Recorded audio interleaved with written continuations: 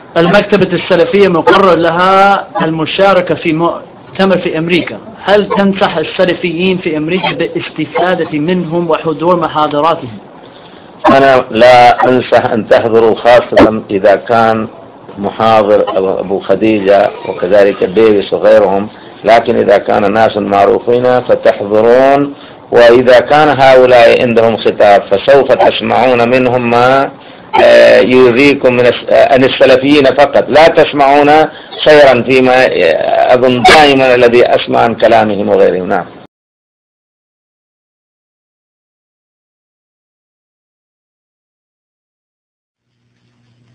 يستفاد من قوله صلى الله عليه وعلى آله وسلم: إنه من يعش منكم فسار اختلافا كثيرا فعليكم بسنتي، أنه إذا كثرت الأحزاب في الأمة لا تنتمي إلى حزب.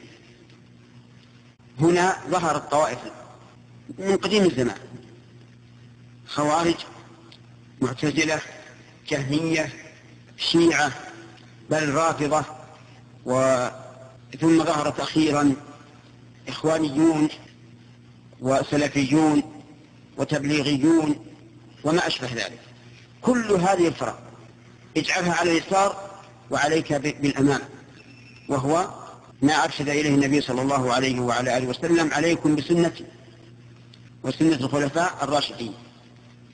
ولا شك أن الواجب على جميع المسلمين أن يكون مذهبهم مذهب السلف، لا الانتماء إلى حزب معين يسمى السلفيين.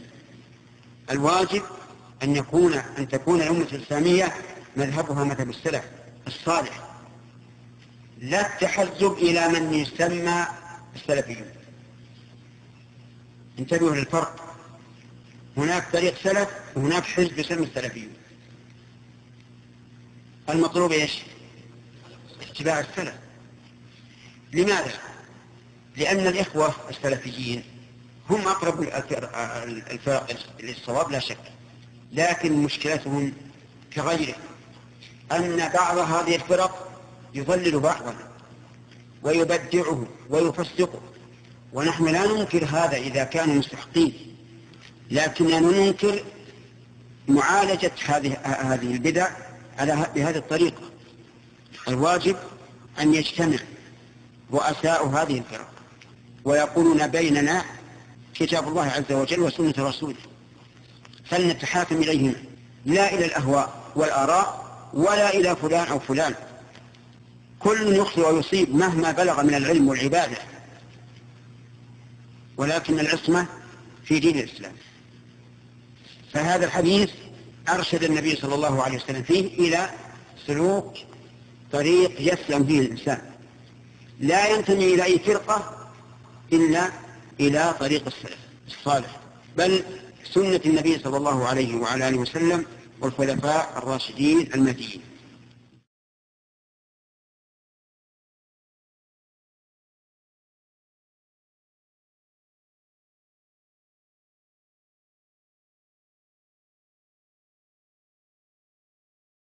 overall, agree with what you're doing and I'd like to take your class or whatever. I don't want students to be blind copiers or blind followers.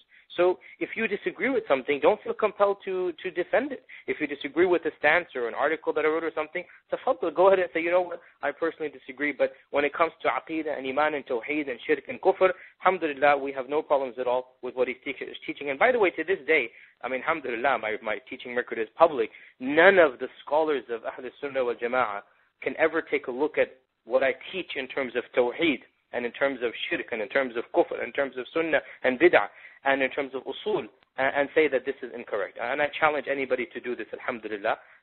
We are definitely sticking to the orthodox tradition of Ahl Sunnah wal Jama'ah. Walillah alhamd. Jazakallah khair, Shaykh. How about from there, when a student recognizes the limitations of his teacher and moves towards more independent thought?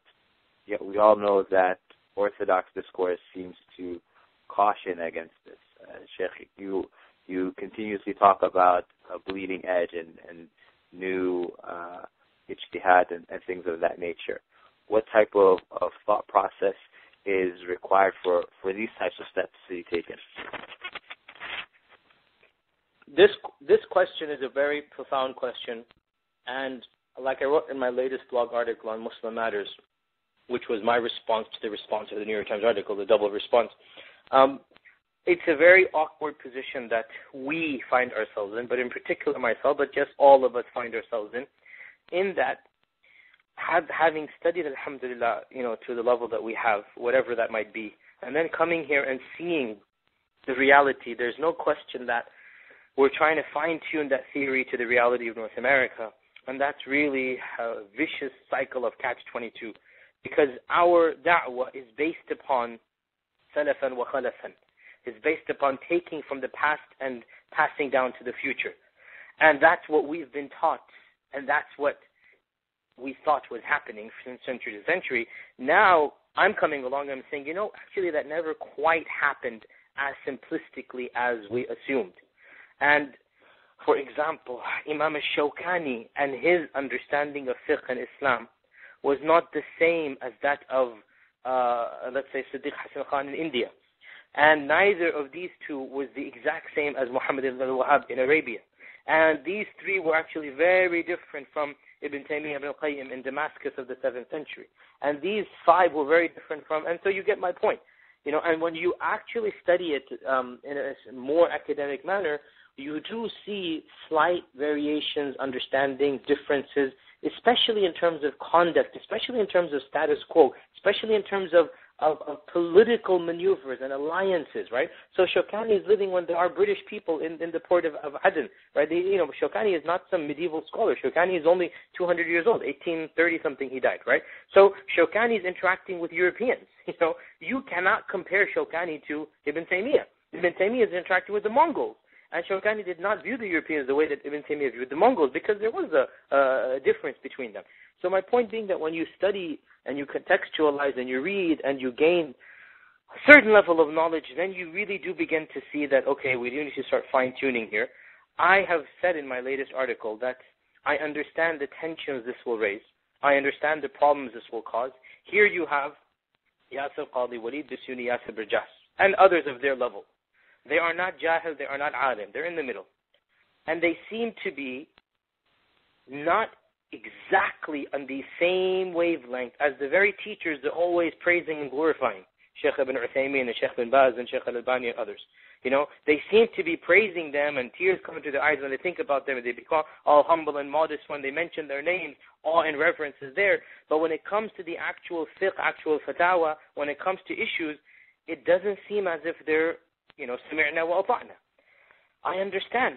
All I can say is, if you want to be a muqallid, well then you choose who you want to make taqleed to, and if you choose a higher authority, I fully understand.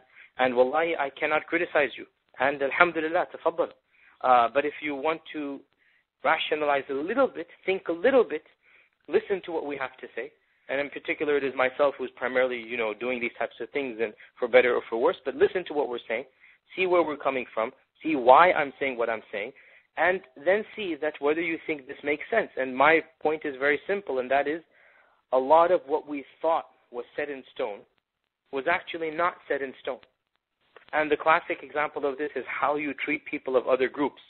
So how Imam Ahmad treated people of other theologies is very different than how Ibn Taymiyyah treated his own opponents of his time who were upon the same theology that Imam Ahmad's opponents were. In other words, the term that I call theological cousins, the way Imam Ahmad did it was very different than the way Ibn Taymiyyah ibn al-Qayyim did it. And the way those two did it is actually even very different than how Ibn Kathir did it. And Ibn Kathir was simply one generation after Ibn Taymiyyah. So when you look at this, you realize that, the treatment and the cooperation and the alliances that you form with other groups, this varies from time to time and place to place. Then beyond this as well, what I'm saying is in terms of political outlook and alliances with non-Muslims and treaties with non-Muslims, these are very sensitive issues, and they require a knowledge of one's environment and one's the pros and cons, if you like. Now, I would say that our scholars have taught us those usul, and had they been alive, I would have no doubt that Shaykh ibn Uthaymeen would have told us, as he did tell us back in the good old days for a number of issues, to go back locally. But of course, those issues were much more innocent. Moon sighting and this and that, they were much more innocent things. But we didn't live in the post 9/11 world. All three of them died before 9/11. Remember. But I would say that had they been alive, they would have actually told us that you know better the situation of your land, and you know best what we can and what your Muslims should and should not do. And what we're doing is we're not changing the usul of this religion. We still have the exact same aqidah, the exact same usul al-fiqh, the exact same mustalah al-hadith. We have all of this exactly the same. What we are changing are pragmatic, realistic programs and methodologies of living here in North America. And that's something that I would say that Islam requires us to always try to adapt to our situation and circumstance and do things that are permissible and legal to do. I understand this is cutting edge. I understand people are going to be, they're going to find it difficult for them to fully grasp. What can we do so? I mean, I firmly believe that if we were to go back to our old days, pre-9/11, the 90s version of our da'wah, I firmly believe that our da'wah would collapse, that it would not succeed, that our theology would fizzle out, and, much more important, who cares about quantity, I firmly believe we would be preaching a message that is simply not, in the end of the day, what Islam wants us to preach. And I'll end with this. There's a really famous alim by the name of Shaykh Al-Fawzan, good friend of ours, well known, he knows me very well, and you can ask him this if you ever meet him. Shaykh Abdulaziz Al-Fawzan, he's related to Shaykh Salih Al-Fawzan, so that's the big alim, Shaykh Salih. Shaykh Abdulaziz Al-Fawzan was sent to America back in the 90s, and I think he was here when 9/11 happened, and then he just returned. But he was here for like 7-8 years. He speaks English as well. This is in the 90s. Now, I met Shaykh Abdulaziz. I'm talking to him about all of these issues, of all these changes that I'm undergoing. And by the way, I always do talk about these issues when I meet scholars. And so Shaykh Abdulaziz was very supportive, very encouraging. And he said something very profound to me. He said, when I first came to America, I would give fatwas that I myself found that I changed by the time I left America in a few years. After having lived amongst the people and seeing the repercussions and the reality, he said, I myself changed a number of fatwa in the course of my few years in America. So I said to him, Sheikh, if this is your situation, after having simply visited America for a few years, what do you think of my situation and our situation when we know our people and our culture better than any foreign visitor who comes, with all respect to that visitor, and we understand the repercussions of, any fatwa? And his response to be, Sah, you're speaking the truth. Naam, you're right. Sah, that's exactly the point. And so I would say that a lot of scholars do understand that, and this is what happened with me as well. When I went back to Medina last time, 2008, I met my close teachers and scholars. Alhamdulillah, I've had a lot of teachers in Medina, and there were many fitan in Medina as well, and there were some scholars who didn't like the group that I associated with, and then those scholars didn't like the first group. So there were fitan beyond my scope. I associated with a group of scholars I found to be more academic and more usuli, and other people associated with scholars who were not, in my opinion, as academic as usuli. So when I went back and I visited those scholars, they had heard all of the rumors, and the students had come rushing to them and said, Sheikh, your student Yasir Qadhi is doing this, he's doing that. They met me with the greatest politeness. They invited me for lunch. They had a great time with me. I went to all of their houses. And alhamdulillah, they all brought up these issues in a polite manner, not the way that the students had told them. And they asked my position. They said, why did you do these things? Why did you form this alliance and back? And et cetera, et cetera. And I explained exactly A to Z. And not one criticism ever came from them. And there was a complete understanding and support.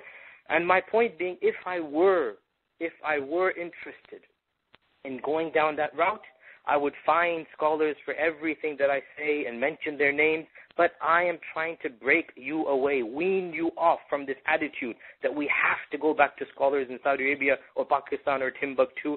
I love those scholars, wallahi, more than you can, because I study with them.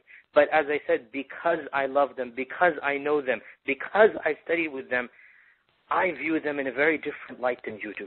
I see their humanity, I see their weaknesses, and therefore, I'll discuss with them what I need to, but I just don't see it as beneficial to attach America to a group of scholars who have never been here, a group of scholars who have never visited, regarding issues that are American or Western. I don't mind if you call them up and ask about a hadith being sahih or da'if. I don't mind if, you ask about